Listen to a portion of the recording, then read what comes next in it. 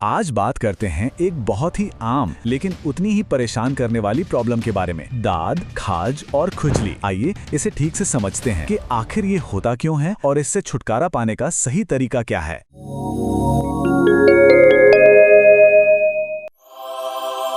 नमस्ते। कभी ऐसा हुआ है कि खुजली शुरू हो और फिर रुकने का नाम ही न ले, या स्किन पर अचानक से वो लाल लाल गोल गोल निशान दिखने लगे? अगर ऐसा कुछ भी हो रहा है तो समझिए आप बिल्कुल सही जगह पर हैं। चलिए इस उलझन को सुलझाते हैं। तो सबसे पहला स्टेप क्या है? यही कि असली प्रॉब्लम को पहचाने, क्योंकि देखिए जब तक प्रॉब्लम सही से पता नहीं होगी उसका सही इलाज कैसे होगा। हाँ, तो सबसे पहले ना एक बहुत बड़ी गलतफहमी दूर करते हैं। दाद, जिसे अंग्रेजी में कहते हैं रिंगवर्म। अब नाम में वर्म है मतलब कीड़ा, तो लोगों को लगता है कि ये किसी कीड़े से होता है, पर नहीं, ऐसा बिल्कुल नहीं है। इसका किसी कीड़े वीड़े से कोई लेना देना नहीं। ये तो भाई एक फंगल इन्फेक्शन है। सीधी सादी भाषा में कहें तो एक तरह की फफूंद। अब ये स्लाइड बहुत बहुत जरूरी है। देखिए, दाद एक बीमारी है, एक फंगल इन्फेक्शन, ठीक है, लेकिन खुजली अपने आप में कोई बीमारी नहीं है। वो तो बस एक लक्षण है, एक सिग्नल है जो शरीर देता है कि भाई कुछ तो गड़बड़ है। अब ये गड़बड़ एलर्जी भी हो सकती है, स्किन का रूखापन भी हो सकता है, या फिर दाद भी हो सकता है। तो फिर दाद को पक्के तौर पर कैसे पहचाने? इसके कुछ खास लक्षण हैं। स्किन पर ना एक लाल सा गोल घेरा दिखेगा, इसके किनारे थोड़े उभरे हुए होते हैं। और खुजली, अरे खुजली तो बहुत तेज होती है, साथ में जलन भी महसूस हो सकती है, और कई बार तो वो जगह काली पड़ने लगती है या वहाँ से स्किन छिलने लगती है। ठीक है, पहचान तो हो गई, पर अब सवाल ये है कि भाई ये होता ही क्यों है? आखिर इसकी जड़ क्या है?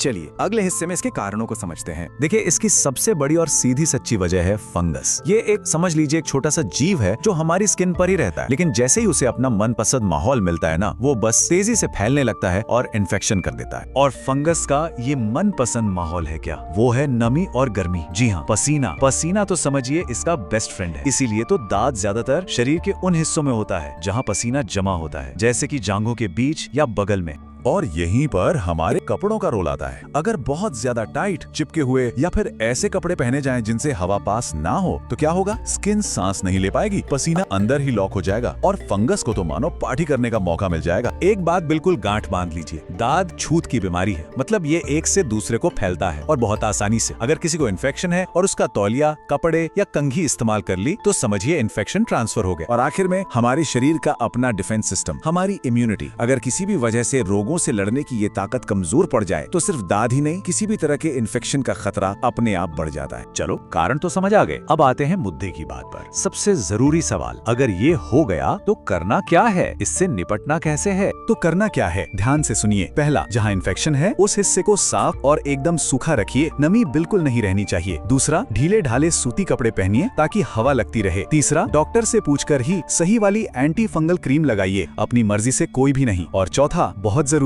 घर में अपना तौलिया और कपड़े बिल्कुल अलग रखिए। आप देखिए, जितना जरूरी ये जानना है कि क्या करना है, उससे भी कहीं ज्यादा जरूरी ये जानना है कि क्या बिल्कुल नहीं करना है। कुछ आम गलतियां हैं जो इस छोटी सी प्रॉब्लम को बहुत बड़ा बना सकती हैं। सबसे बड़ी गलती, खुजलाना। पता है कंट्रोल करना मुश्किल होता है, पर खुजलाने से क्या होगा? इन्फेक्शन आपके नाखूनों से शरीर की दूसरी जगहों पर भी फैल जाएगा। दूसरी बड़ी गलती, सीधे केमिस्ट के पास जाकर कोई भी क्रीम ले लेना, खासकर वो स्टेरॉइड वाली। वो कुछ देर के लिए तो खुजली बंद कर देगी, पर अंदर ही अंदर फंगस को और जिद्दी बना देगी। और सबसे जरूरी, डॉक्टर ने जितने दिन का कोर्स कहा है उसे पूरा कीजिए। भले ही 2 दिन में ठीक लगने लगे, कोर्स बीच में मत छोड़िए।